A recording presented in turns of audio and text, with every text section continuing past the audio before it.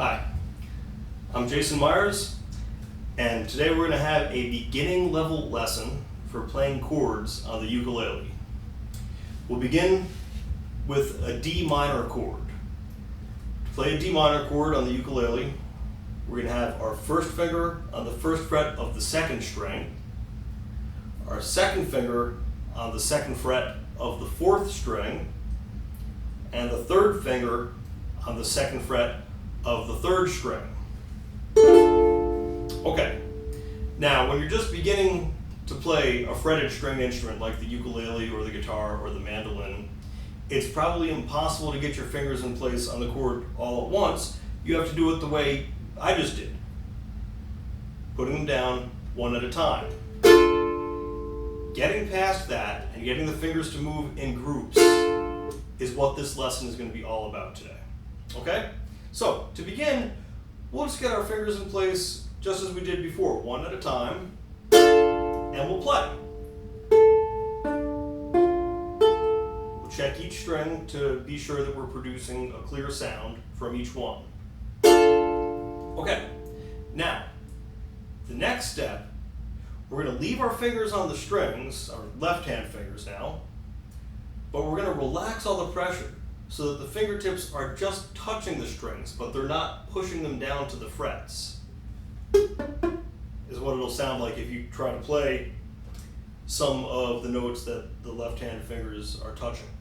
Anyhow, all at once, we're going to take that relaxed hand shape that's not pushing the strings to the frets and gently push them to the frets and play. And we're going to repeat that process like so. Relax the hand, leaving the fingers on the strings, push the strings down, and play. So we get a three-step process going. Relax, push, play. Relax, push, play. And you'll want to continue that a number of times with the chord that you're practicing. Now the second part of this process is going to get a little bit trickier, but if you practice the first one enough, it shouldn't be too much of a problem. What we're going to do is do what we've been doing, get our fingers in place one at a time, and here, instead of just relaxing and leaving our fingertips on the strings, what we're going to do is we're going to lift all of our fingertips off the strings at the same time, but we're going to keep that shape of the chord in our left-hand fingers and let the fingertips be roughly half an inch from the strings. You probably don't want to go more than an inch away from the strings. Part of good technique is that the fingertips are close to the strings at all times, whether they're in use or not. So, you've picked the fingers up, you've got the shape of the chord in your hand, and all at once, you're going to put it back down, holding the strings to the frets, and play. So the first part was relax, push, play. Now we're going to go up, down, play. Up, down, play.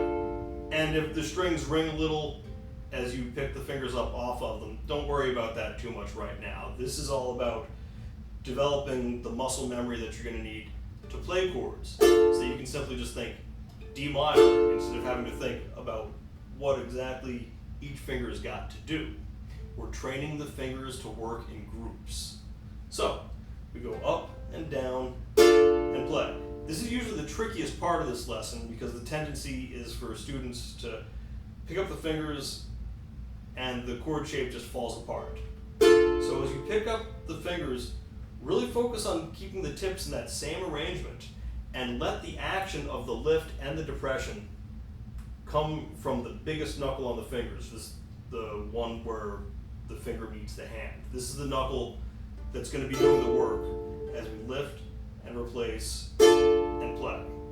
Practice this with each of the chords you're working on. Maybe just start with one, then add a second chord, and then maybe a third, and then you'll be on your way to being able to move between chords quickly to be able to play songs without having to stop and put the fingers down one at a time, because that's just not going to work.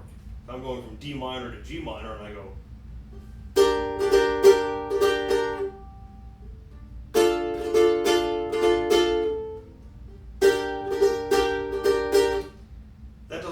because I have to keep stopping the tempo of the song, or stopping the meter.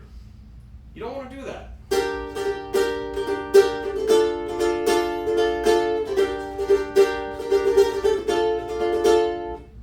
That's a little more like what we're going for. So, if we train our fingers to work in groups, we're going to be able to do that. Hope you have fun with that lesson. Thanks a lot. Take care.